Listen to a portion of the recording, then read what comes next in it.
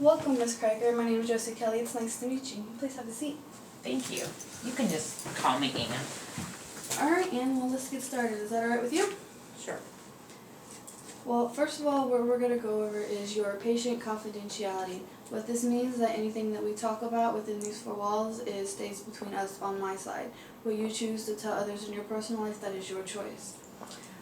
By law, if I believe that you are dangerous to others or yourself, I will have to report you to the authorities, and what they do after that is on their part.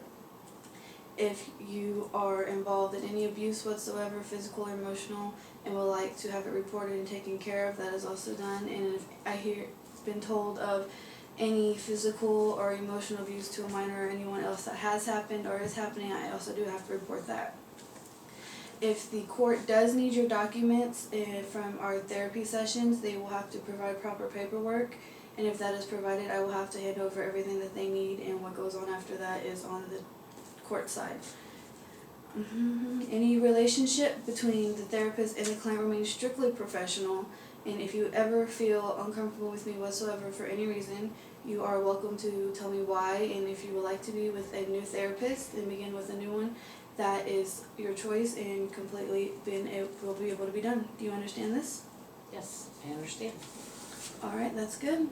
During the first couple of sessions, I will be taking notes so I can get to know you better and have reference points for our future therapy sessions. Are you alright with that? Yeah, that's fine. Alright. Well, let's get started then. Why don't you start off by telling me a bit about yourself? What happened and what made you decide to start therapy, really? Well, I've been told by a lot of people that I need to get some help because my life's been kind of messed up. But I never really listened to them until recently. What exactly do you mean that your life's been messed up? Like, what made you want to start taking their advice now? My husband recently passed away. He died in a car crash. He's the only person I had in the world. But I don't want to die yet. What exactly do you mean that you don't want to die yet? I don't want to overdose on drugs or drink myself to death because of my constant sadness and addiction. Really, these things have been ruling my life for a long time, as long as I can remember, actually. You say that sadness has been ruling your life for as long as you can remember. Can you remember back to when it all started? When it all started. I guess it started when my mother abandoned my father and me for someone else. She just disappeared. When I was 9, we never heard from her again. Do you believe that your mother's leaving is what caused your sadness? No. I think that her leaving is the reason for the start of my sadness. It's really not the full reason. What do you believe the full reason is exactly?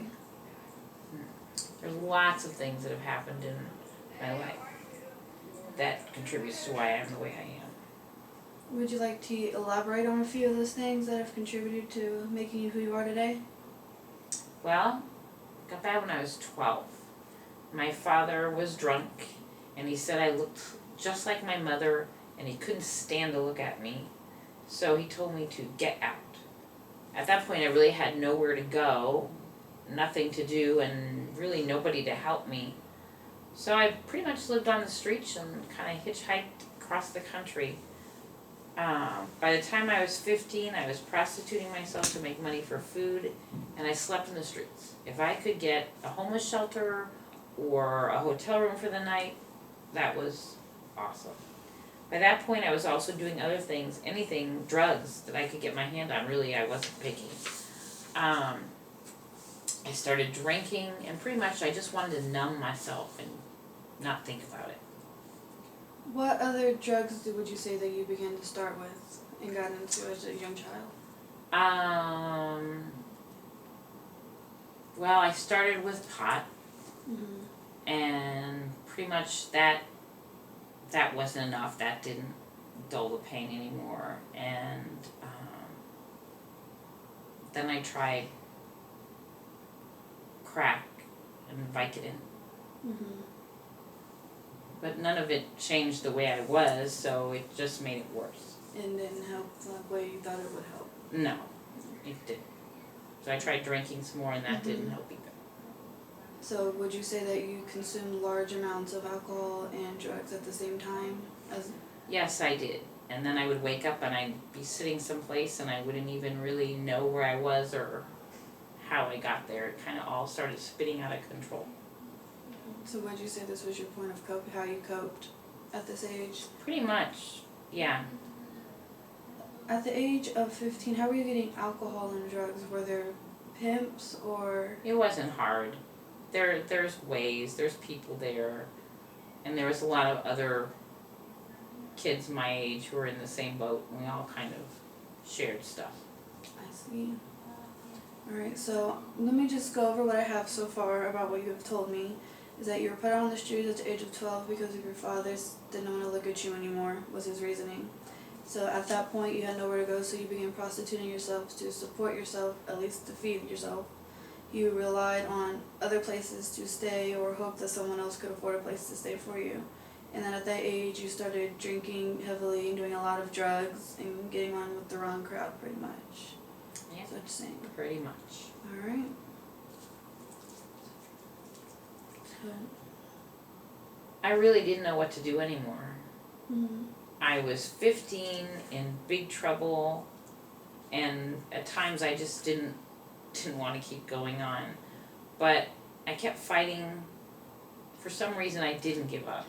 And I just thought if I could get through the next day, maybe the next day would be better. Well, it's a very amazing thing that you didn't give up. A lot of people that were in your condition have ended up dead or in prison or a lot worse conditions. So it is great that you continued fighting. I wanted to give up. There is a lot of times when I was close to doing just that. Sometimes I still want to end it all. It's just one bad thing after another in my life. So sometimes I wonder, what is the point? Are you saying that you don't want to be here anymore, that you're wanting to die? I don't know how to explain it. Really, it's hard to explain. Sometimes I feel like I don't want to deal with my life anymore and want it all to be done. But then again, there's something inside me that keeps saying, don't give up. I just grit my teeth and go on one more day. And I think if I can get through one more day, maybe the next will be better. When I met my husband when I was 25, it made living life a bit easier. I actually had someone who cared about me. He helped me he taught me how to drive, he helped me get off the streets. Pretty much he helped me get my life back together. I got my license, I stopped drinking because I didn't want to let him down. He believed in me, so I tried to make more of myself. Really, I became a better person because of him. I wasn't sad anymore. Occasionally I would still have those days where it would all come back to haunt me, and I wouldn't leave the house or do anything really. But he never got upset about that. He just encouraged me to get up the next day. But after his death, I relapsed and started drinking again and taking a lot of pills, and basically now I never leave the house and I really don't even care if I eat or not. It does sound like your husband did try to change you for the better and that he loved you. How exactly did you and your husband meet, if I may ask? It was really awesome. The only thing I really cared about, I'd found this dog on the street, and it was running down the road and I was chasing after it, and I ran into him. I mean, I literally ran into him, and instead of getting mad, he helped me catch the dog and asked me if I wanted to go get something to eat. So we found a place that we could actually eat with the dog outside. It's a really good memory. And we just started seeing each other after that. Sounds like a really great way to meet a good man. It sounds, honestly, that you have been suffering from depression, from everything that you've gone through in your life. But along with your drug and alcohol addiction that you're already aware of. So there are multiple choices that you have to be able to take care of your addictions and your depressions. If you choose to have treatment or if you choose to cope with it on your own, that is your choice. But before we get into the heavy things, I would like to do a short little exercise with you that might help you cope with your depression. Well, since you were speaking of memories, it has to go along with this. Okay. Is that alright with you? Okay, I'll Alright. try. Right, so that's all that matters, as long as you try. So this exercise is going to be short and small. It's something really simple. I need you to think of any three memories in your entire life that made you happy or feel happy that day. It could have made you happy for absolutely any reason, the silliest reason. It doesn't matter, as long as it made you happy. It just has to be a good memory. I want you to think of at least 3. 3, huh? Yeah. That's kind of tough, but I can try. I guess my first memory is when I was very young. I still go back when Mom was still there. We still had a family. I was probably 4 or 5. It was summer. It was a beautiful day out. And Mom and Dad decided to take me to the zoo and wanted to show me all the wild animals and the sea life. And we walked around the zoo, and the sun was shining down, and we had cotton candy, and we went and saw the dolphins. I love dolphins. I think they're amazing. And we got to see the flamingos and the tigers. They're one of my favorites. It was just a really good day. And because I like the tigers so much, my dad bought me a tiger because he said that he wanted me to have something very special to remember that day. And I love that tiger. I would take that tiger everywhere I went when I was little. It was such a good day. I do not know what happened to that tiger. I bet you my dad threw it out when he threw me out. That is a very great memory. Are you alright? Yeah, sorry, it choked me up there. That's alright. It's a great memory. I see why it's one of your top 3. It sounds like at a young age you had a good relationship with your father, so after your mother left, it must have changed drastically, considering he threw you out not much soon after. Yeah, things really changed after Mom left. And yeah, it happened. Yeah, it's terrible how a parent can throw their child out, but you probably couldn't cope with your mother leaving. You have 2 more memories. Can you think of 2 more very good memories that made you happy for some reason? Yeah, it's kind of a time span. Right after I literally ran into my future husband, that whole time was amazing. I finally had somebody who really cared about me and wanted to spend time with me, and getting out of bed wasn't so icky because I knew I was going to get to see him that day. And that whole time, it was just amazing because somebody actually cared about what I was doing. And I remember told me he wanted to plan this special surprise for me. And he didn't tell me what it was going to be.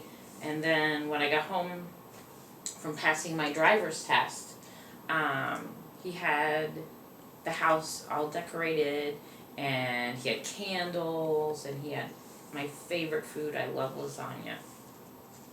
And it just made me feel really great that he remembered that I cared about a certain kind of food, and that he was happy and proud of me that I got that license.